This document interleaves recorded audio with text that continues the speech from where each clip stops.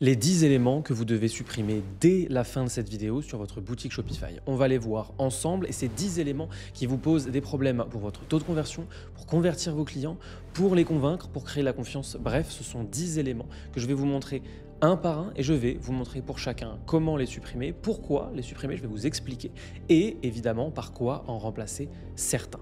Moi, c'est Louis, je suis professeur sur Shopify et si cette vidéo vous plaît et vous aide, n'hésitez pas à vous abonner, ça nous aide beaucoup et ça va aussi vous aider. Et évidemment, si vous voulez aller beaucoup plus loin dans les optimisations de conversion, il y a la formation Conversify qui se trouve en description.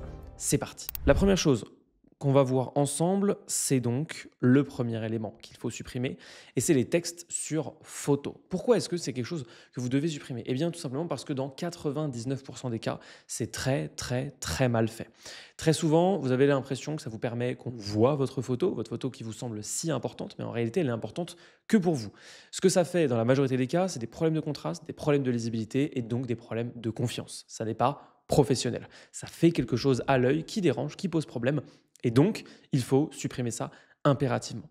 Qu'est-ce que vous devez faire à la place? Et bien, ce que vous devez faire à la place dans la majorité des cas, c'est ce que j'ai fait ici sur la boutique d'un des clients de mon agence, c'est tout simplement un conteneur. Vous avez besoin de mettre un conteneur. Pourquoi? Parce que, premièrement, c'est beaucoup plus professionnel. Ça permet de mettre quelque chose qui fait que les textes sont lisibles, les textes ressortent mieux, il y a un meilleur effet de contraste, parce que là, sinon, ça pose un gros effet de contraste, et surtout, eh bien, vous n'avez aucun problème avec les différentes couleurs qu'il peut y avoir sur votre image. Parce que souvent, la problématique, c'est ça. En fait, il y a plusieurs couleurs sur votre image derrière, donc on voit assez mal votre texte puisque votre texte ne s'adapte pas en fonction des couleurs qui sont derrière. Donc, qu'est-ce que vous devez faire à la place? C'est tout simplement mettre un conteneur. Alors là, en l'occurrence, on a pu faire un shooting avec une image précise qui permet d'avoir un conteneur sur le côté, mais pour beaucoup d'entre vous, ce ne sera pas le cas. Pour beaucoup d'entre vous, vous devrez mettre le conteneur sur une partie de votre image. Sachez qu'il n'y a que vous que cela dérange. Ça ne pose absolument aucun problème en termes de conversion, bien au contraire. Et il faut vraiment se rappeler qu'on n'est pas là pour que tout soit parfait et beau au pixel près. Non, on est là pour que ce soit le plus optimisé pour la conversion. Et le plus optimisé pour la conversion, c'est de faire bien passer votre message. Et bien passer votre message, ça passe notamment par le fait d'avoir des textes qui sont lisibles. Donc ça, on le fait tout de suite et on met en place des containers. Comment on fait pour mettre en place des containers? En fait, c'est assez simple. Vous allez venir sur votre image, vous allez descendre et puis vous avez affiché le conteneur juste ici. Donc ça, c'est le conteneur sur mobile et ensuite vous pouvez afficher évidemment le conteneur sur ordinateur, bien entendu. Comme ça, ça vous permet, vous voyez, juste là, en cochant la petite case, voilà, on a un conteneur juste ici et ça vous permet d'avoir quelque chose qui va beaucoup mieux être lisible, beaucoup mieux se lire en fait pour les gens. Là, moi en l'occurrence, j'ai fait tout un travail qui permet que la phrase soit tout de même lisible, mais on verra ça juste après, vous inquiétez pas. Donc, on enchaîne. Ça, c'était le premier et on passe tout de suite à la deuxième erreur. La deuxième erreur, c'est le bouton ajouter au panier dans les collections, comme vous pouvez le voir sur l'exemple là, qui est l'exemple de la boutique d'un de nos élèves. Eh bien ici, il y a une erreur, c'est le choisir des options qu'on voit en bas. Ça, c'est donc un bouton qui vous permet d'ajouter au panier un produit directement depuis la page d'accueil, la page de collection. Mais ce bouton est une très grosse erreur. Pourquoi? Parce que premièrement, il prend de la place. On a déjà beaucoup de choses sur nos différentes pages et en ajoutant des informations comme celle-ci, eh bien, on brouille le message général. Il est donc important de bien faire attention à ce genre de choses. Ça doit sauter. Pourquoi? Parce que vous n'êtes personne.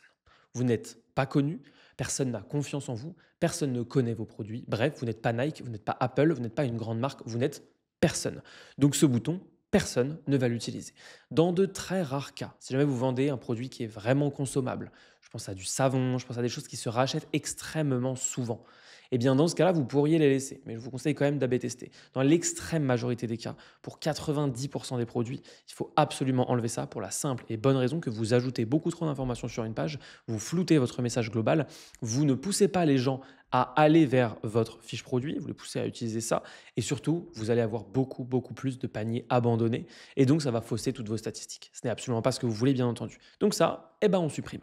Numéro 3, on passe tout de suite à la troisième chose à supprimer. Troisième chose à supprimer, c'est simple, ce sont les photos floues et dans beaucoup de cas, les photos fournisseurs. Alors, je mettrai une petite nuance quand même ici. La petite nuance, c'est que les photos fournisseurs, quand elles sont vraiment bien, et donc la majorité du temps, je parle à nos amis qui ont des fournisseurs professionnels, pas des fournisseurs sur AliExpress, pas des fournisseurs asiatiques pour beaucoup, hein, eh bien, si vous avez un fournisseur qui a fait des shootings exprès, qui sont qualitatifs, que les photos sont professionnelles, eh bien dans ce cas-là, vous pouvez évidemment les conserver. Mais si ce n'est pas le cas, si c'est les photos d'AliExpress et qu'elles sont, comme beaucoup de photos d'AliExpress, de très faible qualité, pour nos amis dropshippers notamment, eh bien, je vous conseille vivement de ne pas utiliser ces photos. Pour la simple et bonne raison que ce n'est pas professionnel, ça ne crée aucune confiance. Et donc forcément, la confiance, c'est la base, le socle qui mène à l'achat. Sans confiance, pas d'achat.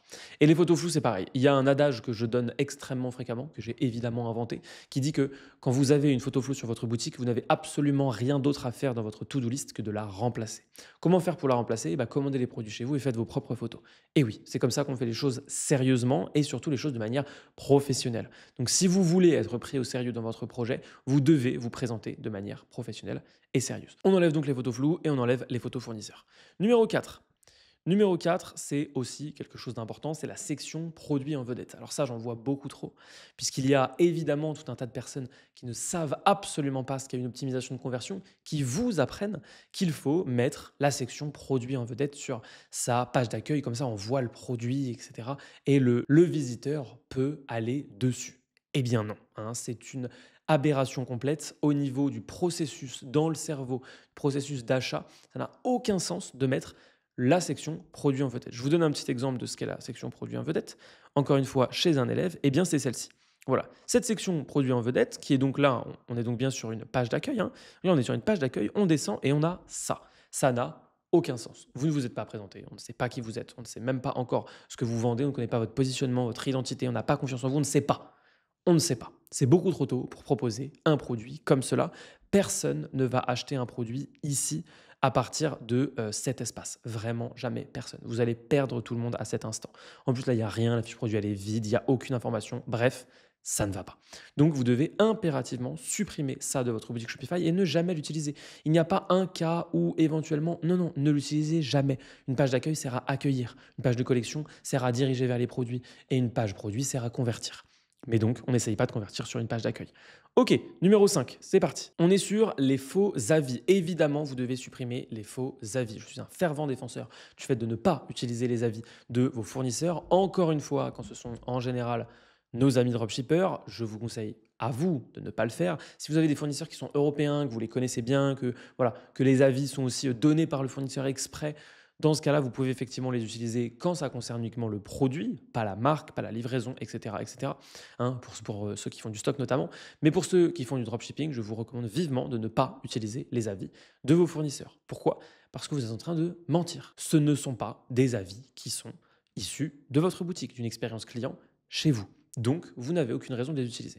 Comment on fait pour les remplacer? Alors, comment on fait pour avoir des avis quand on n'a pas encore de vente, ou quand on est débutant, ou quand on a peu de vente? Eh bien, c'est assez simple. Ce que je vous recommande vivement, et ce que moi j'ai toujours fait, que ce soit pour moi, pour les clients de mon agence, ou que je recommande vivement à mes élèves en permanence, c'est tout simplement de commander vos produits chez vous. Vous pourrez en profiter pour faire des photos, et ensuite de faire tester ces produits à votre entourage, en échange de leur demander un avis. La majorité des gens qui vous entourent, si vous êtes fier de votre projet et que vous avez confiance en ce que vous faites, seront ravis de vous aider, seront ravis de donner un avis et seront ravis de participer un petit peu à votre projet. Évidemment, il faut être fier de ce que vous faites pour ça. Si vous n'êtes pas fier de ce que vous faites, je vous conseille de modifier un petit peu la manière dont vous travaillez. Ok, donc comment on remplace? On commande le produit, les produits principaux en tout cas, hein, si jamais vous avez beaucoup de produits, vous n'êtes pas obligé de tout commander, loin de là, mais vous commandez et vous demandez à votre entourage. On a fait la moitié, ok? C'est le moment pour moi de faire un petit appel à l'action pour vous rappeler de vous abonner. C'est vraiment extrêmement important. Vous allez recevoir des tutoriels d'une classe internationale. Vous n'avez jamais vu des tutoriels de cette qualité gratuitement sur YouTube. Notre credo, il est très très simple, c'est de vous proposer de manière gratuite ce que tous les autres vous proposent dans leur formation. Donc, on se remet à bosser tout de suite, c'est parti. Numéro 6, les bannières Canva. Alors ça, j'en vois partout. Vous êtes nul en graphisme. Vous êtes nul, mais nul, c'est terrible. Vous détruisez votre image de marque, votre identité, votre positionnement, toute la confiance que vous pouvez créer ailleurs, parce que certains ont d'excellents produits, et font des bannières Canva qui sont nulles. Une image, une photo donc, vaudra 1000 fois n'importe quelle bannière Canva que vous pourrez faire. Pourquoi? Parce que vous êtes nul. Vous avez l'impression que c'est bien, mais ça ne l'est pas. Ça pose toujours des problèmes de contraste, c'est mal intégré, il n'y a pas d'ombre. Et ne me dites pas que vous allez ajouter une ombre pour que ça passe bien. Là, dans mon exemple, hein, littéralement, c'est terrible. En termes d'image, de positionnement, rien ne va. Si ces produits avaient été achetés, positionnés sur une table, avec derrière un fond un peu sympa et qu'on avait fait une photo, ça aurait été parfait. Parfaitement professionnel, parfaitement sérieux, parfaitement moderne, parfait. Là, c'est terrible. Donc, je vous conseille vivement de supprimer tout type de bannière faite avec Canva, notamment parce qu'aussi, si vous ajoutez un bouton, un appel à l'action, ce qui est évidemment indispensable, eh bien, sur les différents formats, ça va faire n'importe quoi. Vous allez vous retrouver avec le bouton sur du texte. Bref, ça ne va pas du tout. Non, non. Comment on fait? Ok. Qu'est-ce que vous devez faire à la place? Eh bien, vous devez faire exactement ce que vous avez ici sous les yeux. J'ai derrière mon texte 2 images. Ok. Ensuite, derrière moi, qu'est-ce que j'ai fait? Eh bien, j'ai tout simplement mis un petit peu d'opacité. Vous voyez? Opacité de la superposition d'images. Donc, s'il y en avait 0, ce serait comme ça. Mais là, c'est illisible. OK? Donc, ça ne va pas. Donc, on met ces images et puis ensuite, on vient mettre un petit peu d'opacité. On vient mettre à 50%. On voit toujours très bien les images qui sont derrière, qui en l'occurrence sont de vraies images, de bonne qualité. Et on voit très bien le texte qui est affiché par-dessus. On voit très bien les appels à l'action et tout est très bien fait dans ce cas-là. Donc c'est ça que vous devez faire à la place de vos bannières là avec vos textes par-dessus. Vous devez impérativement faire exactement ce que je viens de vous montrer si vraiment vous voulez absolument mettre vos textes sur vos images. Mais dans tous les cas, hein, vraiment, ne faites jamais de bannière Canva. Ajoutez du texte, ajoutez des boutons et vous pouvez soit mettre un conteneur, soit augmenter l'opacité de la superposition. Mais il faut vraiment que ce soit lisible. Si ce n'est pas lisible, vous n'êtes pas sérieux. Si vous n'êtes pas sérieux, pas de création de confiance. Et s'il n'y a pas de création de confiance, vous n'aurez pas de vente. On continue. Numéro 7. Numéro 7, c'est aussi quelque chose d'extrêmement important. Évidemment, c'est les gros textes. Alors là, j'ai aussi pris un exemple que vous m'avez donné sur le canal Telegram. Vous pouvez rejoindre le canal Telegram et l'Académie. L'Académie, c'est un espace complètement gratuit que vous pouvez rejoindre. Vous pourrez poser toutes vos questions n'importe quand. Et tous les élèves, il y a plus de 1000 élèves qui sont dessus, qui vont vous aider et vous accompagner. Et évidemment, quand vous en aurez besoin, et je passe aussi évidemment sur les posts quasiment tous les jours. Donc, ça, eh bien, ça vient de quelqu'un qui est dans l'académie. Et en effet, c'est un texte beaucoup, beaucoup, beaucoup, beaucoup, beaucoup trop gros. Vous devez vraiment faire des textes beaucoup plus courts. Pourquoi? Parce que plus personne ne lit aujourd'hui. Ok. Donc, votre message ne passera pas si vous mettez des textes comme ça. Votre message ne passera pas, ce ne sera pas lu et donc vous ne commencerez pas à bâtir la confiance, vous commencez à avoir compris ce que je veux dire par là. Il va être très important d'arriver à condenser vos textes. Plusieurs possibilités pour ça. Premièrement, donnez-les à ChatGPT, demandez-lui de condenser, il condense, vous copiez-coller, fin. Deuxième possibilité, c'est de retravailler vos textes pour vous extraire les éléments importants et les mettre sous forme de bullet points. Je vous donne un petit exemple extrêmement simple, le voici. Dans cet exemple, on pourrait avoir un texte qui serait long, qui serait laborieux, qui serait désagréable à lire, mais non, on a 3 petits bullet points. J'aurais même pu mettre des petits emojis si ça allait avec la direction artistique générale de cette boutique, et on aurait eu quelque chose de parfaitement lisible, parfaitement clair, beaucoup plus agréable que ce qu'on a là, évidemment, qui est illisible et que personne ne va lire. Donc, prenez ça en compte, sautez des lignes de temps en temps, mettez un petit mot en gras, un petit mot en italique, mettez des bullet points quand vous voulez vraiment faire quelque chose d'un petit peu plus long ou qui se résume facilement. Et comme ça, vous aurez beaucoup moins de problèmes. Ok, on continue. Numéro 8. Numéro 8, eh bien, c'est tout simplement le propulsé par Shopify et le taxe incluse. Je vous fais un tout petit point sur le propulsé par Shopify. Ça devrait être une fierté d'être sur Shopify et c'est le cas dans la majorité des pays du monde, mais pas en France.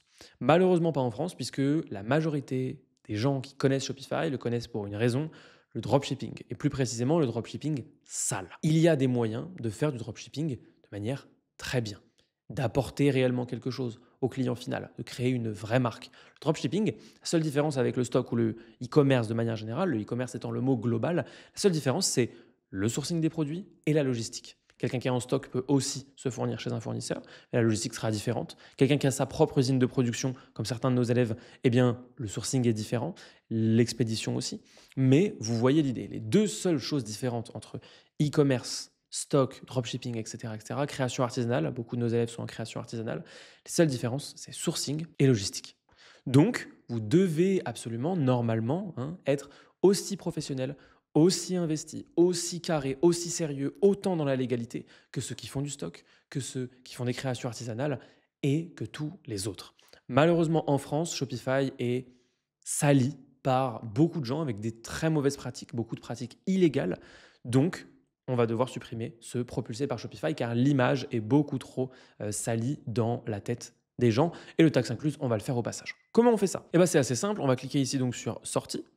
On va dans Boutique en ligne, Thème. Sur la droite, on a le bouton Personnaliser, mais nous, on va cliquer sur les 3 petits points qui sont là. On va descendre et on va aller à Modifier le contenu du thème par défaut. OK? Et ensuite, là, tout simplement, vous allez taper Propulsé par Shopify. Moi, j'ai modifié ici, j'ai mis profiter de nos jus frais. Vous voyez, si je descends dans mon site, eh bien là, tout en bas, j'ai voilà, profiter de nos jus frais. Si vous voulez ne rien mettre, vous pouvez ne rien mettre. Je vous recommande quand même de mettre quelque chose. Et vous écrivez donc à la place de Powered by Shopify ou propulsé par Shopify, vous pouvez écrire quelque chose en rapport avec votre marque. Hein. Et c'est exactement la même chose pour taxe incluse. Vous écrivez taxe incluse. Moi, là, je l'ai déjà modifié, donc forcément, il ne s'affiche pas. Et ça vous permettra immédiatement de modifier ça. Parce que taxe incluse, c'est quelque chose qui est issu du continent américain, où eux, ils peuvent proposer des produits sans afficher les taxes directement. Mais en Europe, en France, ce n'est pas le cas. On est obligé d'afficher les taxes, donc ça n'a aucun intérêt de préciser que les taxes sont incluses. OK. Numéro 9, on s'approche de la fin et on s'approche des plus importantes. Donc, ça va être très important de bien suivre. Les polices illisibles. J'en ai un exemple parfait avec quelqu'un qui nous a soumis sa boutique. On fait souvent des audits de boutique dans l'académie. Là, on voit tout de suite qu'il y a un problème au niveau des polices. Ces polices sont tout simplement illisibles. Au niveau des polices que vous sélectionnez, que vous choisissez, il est extrêmement important de bien savoir pourquoi vous en choisissez une plutôt qu'une autre. C'est vraiment important de le savoir, de le comprendre et d'associer toute l'identité qu'il y a avec une certaine police précise. En l'occurrence, là, on est sur ce qu'on appelle des polices avec sérif. Je vous montre un exemple pour que vous compreniez exactement de quoi on parle.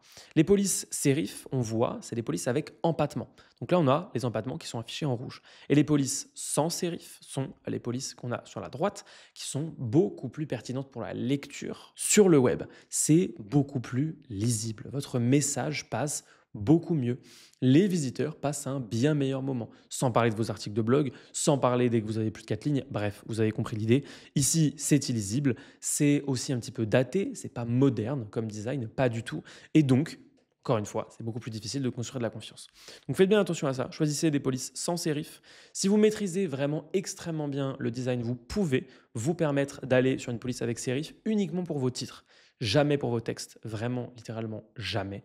Jamais, parce que sinon c'est illisible. Mais pour vos titres, si jamais vous savez vraiment ce que vous faites, vous pouvez éventuellement vous le permettre. Ensuite, numéro 10, et pas des moindres, évidemment, c'est la dernière chose à supprimer, le dernier élément à supprimer de votre boutique, c'est les réductions sans justification.